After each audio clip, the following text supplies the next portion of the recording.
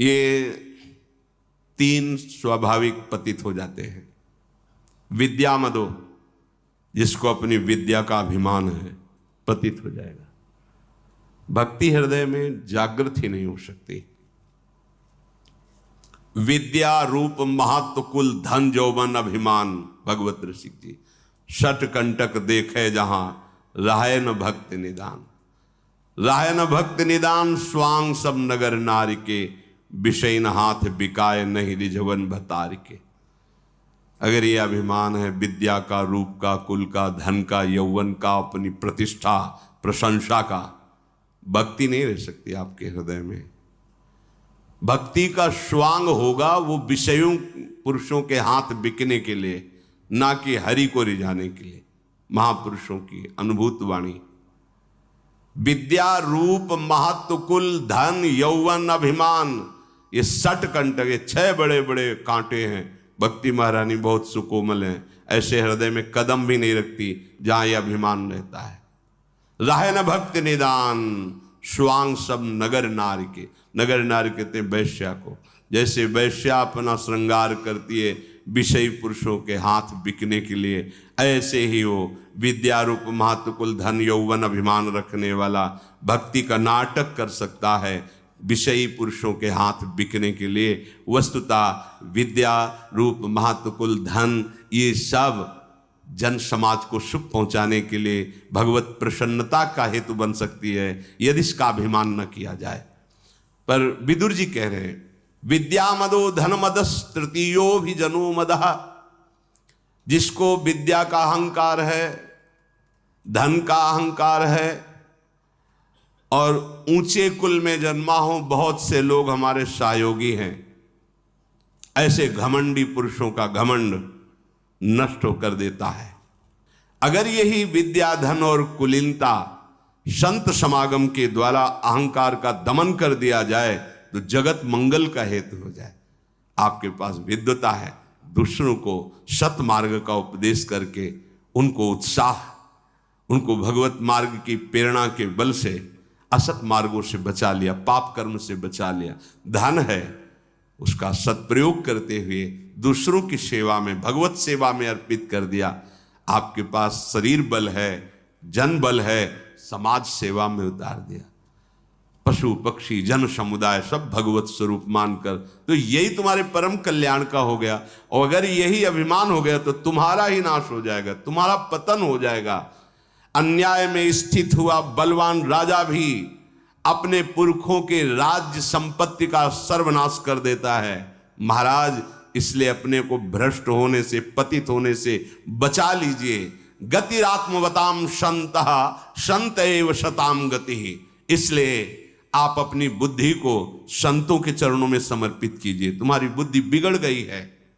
विदुर जी महाराज कहते हैं जो संतों का सहारा ले लेता है, गतिरात्मवताम संतः संत एव शताम गति, वो उसे संत ही बना देते हैं, अर्थात उसकी बुद्धि भागवतिक हो जाती है।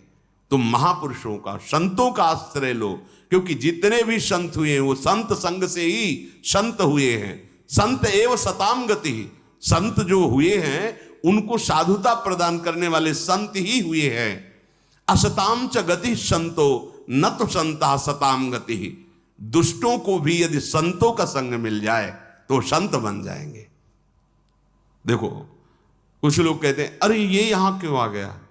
नहीं, हमें तो लगता उसको जरूर आना चाहिए था। जब नित्यानंद महाप्रभु और ठाकुर हरिदास जी नाम कीर्तन, घर घर ऐसे नाम सुनाना, नाम उच्चारण, जिससे घर में जाते तो कोई समझता भिक्षा लेने आए हैं, क्या दे दे? तो बोले बस आप 2 क्षण हमारे साथ नाम बोलिए, हम नाम कीर्तन करते हैं, आप नाम बोलिए, नाम, बस हमें भिक्षा मिल गई, आप इसको जब समय मिले तो जपिए। ऐसे वो जगाई मधाई मदिरा पिए हुए देखा कि ऐसे गंदे शब्द बोलने लगे, गाली गलौज। ठाकुर हरिदास जी ने कहा प्रभु ये देख रहे हो आप? अरे बोले यही अधिकारी है, ऐसे लोग ही महाप्रभु की कृपा के अधिकारी हैं जो नाम जप कर रहे हैं। उनके ऊपर तो कृपा, इन बेचारों को देखो ना किस दुर्दशा में जी रहे हैं। चलो मारा उन्होंने वो पात्र से। नित्यानंद महाप्रभु के रक्त कितने करुणामय हैं। आखिरकार महाप्रभु से कृपा करा के उन्हें जगाई मधाई की जगह कितने बड़े महापुरुष बना दे। गंगा में खड़े होकर महाप्रभु ने सारे पाप ले लिए। विदुर जी कह रहे हैं असताम च गति संतो, इन असत पुरुषों की गति ही संत जन है। तो ये अरे कैसे आया, ये तो ये पीता है, ये खाता है। नहीं, वो आएगा, बार बार बात करेगा तो रंग चढ़ेगा, वो सब छोड़ देगा। देख लेना, भगवत प्रेमी संतों का, भगवान नाम जापक संतों का संग सबको पावन कर देता है। जब एक पारसमणि अपना प्रभाव दिखा देती है तो भरा नीलमणि और श्री प्रियाजू के आश्रित जनों का संग करने से परिवर्तन क्यों नहीं होगा? यदि आप करना चाहें तो अवश्य हो जाएगा। तो असताम च गति संतो, महाराज असत पुरुषों की गति संत जन ही है। जिनका बोले हाँ, बहुत तर्कवादी भी लोग होते हैं। पहाड़ के पहाड़ रुई को जलाने के लिए एक दिया जलाई काफी होती है। अरे भगवान का एक नाम त्रैलोक ही तारे, जो न ले सो जन्म ही हारे। अभी तुम समझते क्या? अरे जब जग जाए तभी बात। पूरा जीवन सोते रहे, मोह अंधकार में पाप करते रहे, आखिरी समय तुम्हें बात आ गई, हे प्रभु आपके सिवा कोई, भगवान उद्धार कर देंगे। जीवन का भरोसा नहीं कि अगले सेकंड, तो अभी ये जो सेकंड है इसमें राधा बोलो और प्रभु से प्रार्थना करो, जो अभी तक हुआ क्षमा करो नाथ, आगे हमारा मंगलमय आपके चरणों में समय व्यतीत हो। असताम च गति संतो न स्वंतः शताम गति। कह रहे हैं कि अगर संत जन दुष्टों को सहारा ना दे तो दुष्टता का नाश ही नहीं होगा। इसलिए प्रायः बड़े बड़े महापुरुषों को देखा गया, औरों को आदर करे न करे, पर देहाभिमानी, पदाभिमानी, नाना प्रकार के कुमार्ग प्रवृत्तियों, उनको बेटे जैसा दुलार करते। क्यों? कि यही दुलार उनके हृदय का ऑपरेशन करेगा। जिसे आप भगवत मार्ग में चल रहे हैं, दृष्टि से देख लिया, ठीक, राधा राधा, पता है कि तुम्हारे अंदर विचार विवेक है, तुम असत से लड़ सकते हो, तुम्हें ज्यादा सपोर्ट की आवश्यकता, ज्यादा सपोर्ट की आवश्यकता उसको है, न विचार है न विवेक है, केवल भ्रष्टाचार है। अब उसके आगे हमें झुकने की जरूरत है, हमें झुकने की। रख मेरे ऊपर पैर और चढ़ जा ऊपर, फिसलने नहीं देंगे तुझे। जब आप चढ़ रहे हो तो दृष्टि है, नहीं फिसलोगे, तुम्हारे अंदर विवेक दृष्टि दे। लेकिन जो फिसल गया है वो चढ़ना ही नहीं चाहता है, उसे उत्साहित करके, झुक के, अपने ऊपर पैर रख के चढ़ भगवत मार्ग में। ये सबको सिद्धांत समझ में नहीं आएगा। अगर समझ में आ जाए तो सब महात्मा ही ना हो जाए। करत जे अनशहन निंदक तिनहु पे अनुग्रह किया। जो निंदा करते हैं, अपमान करते हैं, जो संतों को पीड़ा पहुंचाते हैं, उनका परम मंगल करते हैं, उन्हीं को संत कहते हैं। उनके प्रति भगवत प्रार्थना करते हैं। जो कभी किसी के प्रति भगवत प्रार्थना नहीं करते, वो ऐसे जनों के लिए अपने इष्ट से प्रार्थना कर, प्रभु अगर इसका मंगल नहीं हुआ तो फिर आपकी शरणागति का प्रभाव क्या?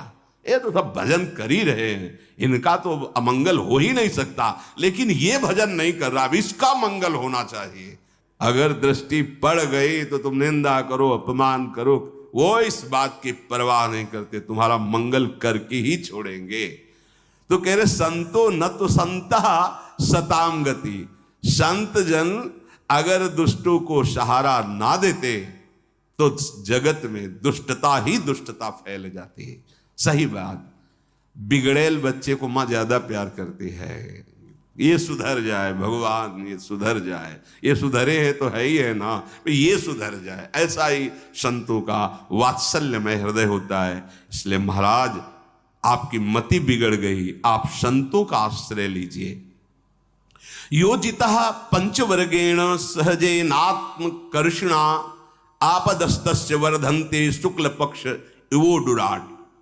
जो अपनी 5 ज्ञानेंद्रियों को अपने वश में कर लेता है, उसकी आनंद संपत्ति ऐसे बढ़ती जैसे शुक्ल पक्ष में चंद्रमा बढ़ता है। और जो अपनी इंद्रियों को नहीं जीत लिया तो उसकी विपत्ति भी ऐसे बढ़ती जैसे शुक्ल पक्ष का चंद्रमा बढ़ता है। बढ़ता है, विपत्तियां बढ़ती ही चली जाती है। इंद्रियों को अशुभ अधर्ममय भोगों से हटा लेना चाहिए। महाराज, ये मनुष्य का शरीर एक रथ है और इस रथ का सारथी बुद्धि है और इसके घोड़े इंद्रियां हैं और मन इसकी लगाम है। इसलिए अपनी बुद्धि रूपी सारथी से मन रूपी लगाम को खींचिए और अधर्म में चलने वाली इन इंद्रियों को सत मार्ग में लगाइए, नहीं तो महाराज इस संसार पथ में आप बहुत बुरी तरह नष्ट हो जाएंगे। विदुर जी महाराज कह रहे, अगर शिक्षा ना पाए हुए घोड़े पर सवार हुआ जाए तो घोड़ा ही उसे मार देता है। ऐसे यदि शास्त्र सम्मत मन और इंद्रियों को ना चलाया जाए तो ये मन ही इंद्रियां दुश्मन की तरह उसका नाश कर देती, फंसा देती है। जो अधिक धन का स्वामी होता है और अहंकार करता है मैं धनी हूं, तो उसमें दोष आने लगते हैं। वो मदिरा पीने लगता है, वो व्यभिचार करने लगता है, वो मनमानी आचरण करने लगता है। इसलिए वो पुण्य नष्ट होने के कारण आगे चलकर ऐश्वर्य भ्रष्ट हो जाता है। महाराज, आपको ऐसा नहीं करना चाहिए। अर्थात आपके पुत्र ऐसे ही आचरणों से युक्त हो रहे, आपको सावधान होना चाहिए। जो पापाचारी का संग नहीं त्यागता उसकी वही गति होती है जो पापाचारी की होती है। भले आप पापाचरण नहीं कर रहे, लेकिन आप अपने पुत्र पापाचारियों का साथ दे रहे, तो आपकी भी वही दुर्गति होगी। मूर्ख